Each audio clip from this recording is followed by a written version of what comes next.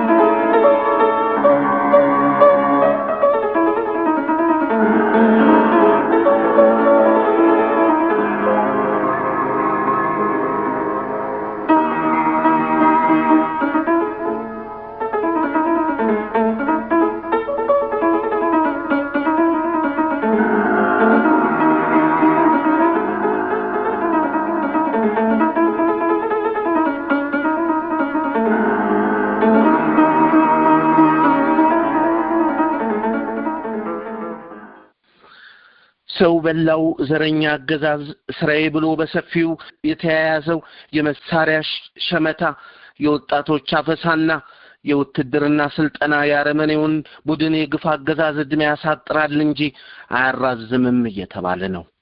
አገዛዙ የኃይል መጠናቸው ከዝቅተኛ እስከ ከፍተኛ የሚመደብ ድልድይ ሰባሪ ምሽግ ደርማሽና የአየር ጥቃት መፈጸሚያ የሆኑ ጀቶች፣ ድሮኖችና ሌሎች ከባድ መሳሪያዎች ከቻይና፣ ከቱርክ፣ ከኢራን፣ ከሩሲያ፣ ከዩክሬን ወዘተ ሰሞኑን በገፍ እየተሸመተ ያለበት ሁኔታ መነጋገሪያነቱ እየጨመረ መምጣቱን መገንዘብ ተችሏል። ከፍተኛ ግምት ያለው የሀገር ሀብት በመሳሪያ ግዢ ላይ እየፈሰሰ ባለበት ሁኔታ ለህዝብ አገልግሎት የሚሰጡ ተቋሞች በአገልግሎት መሳሪያዎች እጥረት መቸገራቸው የሁኔታውን አሳሳቢነት እያጎላው መጥቷል። በሕክምና አገልግሎት በኩል ከመንግስትም ሆነ ከግል ሆስፒታሎች ውስጥ ለምርመራ እጅግ አስፈላጊ የሆኑ መሳሪያዎች ያሟላ አንድ እንኳን አለመገኘቱ አገዛዙን የሚዘውሩትና በቁንጮው ዙሪያ በአማካሪነት ስም የተጎለቱት ሁሉ አእምሮ የሌላቸው የመንደር ደደቦች ጥርቅም መሆናቸውን ያሳያል የሚለው አነጋጋሪነቱ ከእውነት የራቀ አይደለም። ሌላው ቀርቶ በዚህ ወቅት የዲያሊሲስ ማሽን የሚገኘው በጥቂት ሆስፒታሎችና የጤና ማዕከላት ቢሆንም ከዕለት ውስጥ በተለያዩ ሰበቦች አገልግሎት የማይሰጡት በቁጥር መብለጣቸውን የሆስፒታል ሰራተኞች ያጋለጡት ሲሆን በአንድ ባገለገለ እና ቀለም ተቀብቶ በሚገዛ ታንክ ዋጋ በመቶዎች የሚቆጠሩ የሕክምና ማሽኖች ማስገባት ይቻል እንደነበረ እነዚሁ ወገኖች ይገልጻሉ። ጥልቅ ብሔራዊ ስሜትን የሚቀሰቅስ ሁኔታ ሳይፈጠርና እንዲሁም በወገን ፍቅር መንገብገብና መቃጠል የተገነባ ሰራዊት ሳይኖር ዘመናዊ መሳሪያ የቱን ያህል ቢንጋጋ ጭራሮና የከንቱ እንደሚሆን ወታደራዊ ጥበቡን በቅጡ የተረዱ እያስገነዘቡ ነው። ሰሞኑን ከባድ መሳሪያዎች ሚሳኤሎችና ድሮኖችን ጨምሮ ከጅቡቲ እየገቡ መሆናቸውን ከአይንማኞች የተሰራጩ መረጃዎች መገንዘብ ተችሏል። በሌላ በኩል ደግሞ በተለያዩ ከተሞች አዲስ አበባን ጨምሮ ለውትድርና መልመላ የተለጠፉ ማስታወቂያዎችን ተከትሎ ፈቃደኛ ተመዝጋቢ ባለመገኘቱ በየምሽቱና በየሌሊቱ ከጎዳናዎች ከመኝታ ቦታዎች በቀን ደግሞ ከገበያና ከሌሎች ቦታዎች የጅምላ አፈሳዎች መካሄዳቸው ታውቋል። አፈሳው በወጣቶች ላይ ያተኮረ ሲሆን ሴቶችንና የአእምሮ ህሙማንንም ይጨምራል። የግዳጁን አፈሳ በሰፊው እያካሄዱ ያሉት ገንዘብና መደለያ ካገዛዙ የተሰጣቸው ሚሊሻዎችና አገልጋዮች ሲሆኑ የተያዙ ወጣቶችን ለመፍታት ከ70 እስከ 100 ሺህ ብር ጉቦ እየጠየቁ እንደሆነ ከተገኙት መረጃዎች ለማወቅ ተችሏል። የውትድርና ጥበብ እንደሚለው ድንበር ጥሶ የሚመጣ የሀገር ጠላትን የሚዋጋ የወታደር ኃይል በቅድሚያ ለውትድርና ፍላጎትና ፍቅር ሊኖረው እንደሚገባ የሚያስረዳ ሲሆን የሀገር ስሜት አልባ የሆኑ ሰራዊት ወኔ መዋጋት ስለማይችል ከመነሻው ተልፈስፍሶ ለጠላት ግድያ ሰለባ በመሆን የሀገር ክብርና ሞገስ ለውርደት መዳረጉ አይቀሬ መሆኑ ብዙዎች ያስረዳሉ። የዘር ፖለቲካ ውጤቱ አንድነትን መናድና በአንድነት ሊቆም የሚችል ብሔራዊ ተከላካይ ኃይል ማሳጣት በመሆኑ ለጊዜው ዘረኞችን ቢያስፈነጥዝም የማታ ማታ የዘረኝነትና የግፍ አገዛዝን ከስር መሰረቱ መንግሎ የሚጥለው ይኸው በዘር መስመር የከፋፈሉት ሰራዊት ሊሆን እንደሚችል የፖለቲካ አዋቂዎች ያስገነዝባሉ። በሚያስደነግጥ ሁኔታ የብር መጋሸብ እና የሸቀጦች ዋጋ ሰማያት መድረስ ህዝብን ለነፍስ ውጪ ለነፍስ ግቢ መከራ እንዳደረገው መገንዘብ ተችሏል። በዚህ ወቅት የመግዛት አቅሙ ከመመናመን አልፎ ጭራሹኑ ተራ ወረቀት እየሆነ ነው በሚለው ከትንሽ እስከ ትልቅ የሚስማማ ሆኗል። የደደቦች መንጋ የሆነው ራሱን ብልጽግና እያለ የሚጠራው ቡድን ከጊዜ ወደ ጊዜ ህዝብን ከእጅ ወደ አፍ ከሆነ ወደ ምላጭ አስዋጩ ጦም አዳሪነት መዳረጉን የጸረ ህዝቡ ባህሪ መገለጫ መሆኑ ከዳር እስከ ዳር መነጋገሪያ መሆኑ ታውቋል። ለአብዛኛው የኢትዮጵያ ህዝብ የዕለት ጉርሱ የዓመት ልብስ ማግኘት ከቅንጦት የሚቆጠር እየሆነ መሄዱ እየታየ ይገኛል። ከሰሞኑ የእስልምናና የክርስትና ዓመት በዓሎችን ተከትሎ አንድ ዶሮ ዋጋ ከ1500 እስከ 2500 ብር፣ አንድ እንቁላል ከ20 ብር እስከ 25 ብር፣ አንድ ኪሎ ቅቤ ከ1200 ብር እስከ 2600 ብር፣ አንድ ኪሎ ስጋ ከ600 እስከ 1500 ብር፣ አንድ ሊትር ዘይት ከ400 እስከ 600 ብር፣ አንድ ኪሎ ሽንኩርት ከ50 እስከ 70 ብር ወዘተ ሲሆን ከዓመት በዓሉ ጋር የማይያያዙ አንድ ኪሎ ባቄላ ከ150 እስከ 180 ብር፣ አንድ ኪሎ ሽምብራ ከ120 እስከ 150 ብር ወዘተ መድረሱን አይተናል። ህዝብን ቁም ስቅሉን እያሳዩት ያሉት የብር ግሽበትና የዋጋዎች ሰማይ ላይ መድረስ የሚያስከትሉት መዘዝ ያልተቋረጠ ህዝባዊ አመጽ መሆኑን ብዙዎች ይስማሙበታል።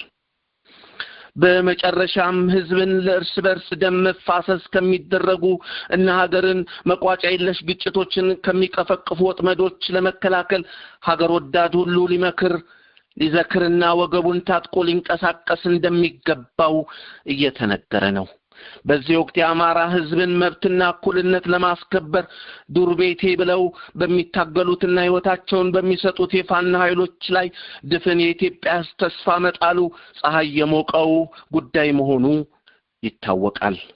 ፋኖ እያካሄደ የሚገኘው ፍልሚያ እየሰለጠነ መታገል፣ እየታገለ መሰልጠን፣ እየተኮሰ መደራጀት፣ እየተደራጀ መተኮስ በመሆኑ ለአሉባልታዎችና ለስም አጥፊ ዘመቻዎች ምላሽ በመስጠት ወርቃማ የትግል ጊዜን ማቃጠል አላስፈላጊ የነበረ ቢሆንም ሲጀምሩ ችግር ያልመሰሉ አሁን ግን ትግሉን አድካሚ ወጥመዶች እየተስፋፋ መምጣታቸው እጅግ አሳሳቢ ሆኗል።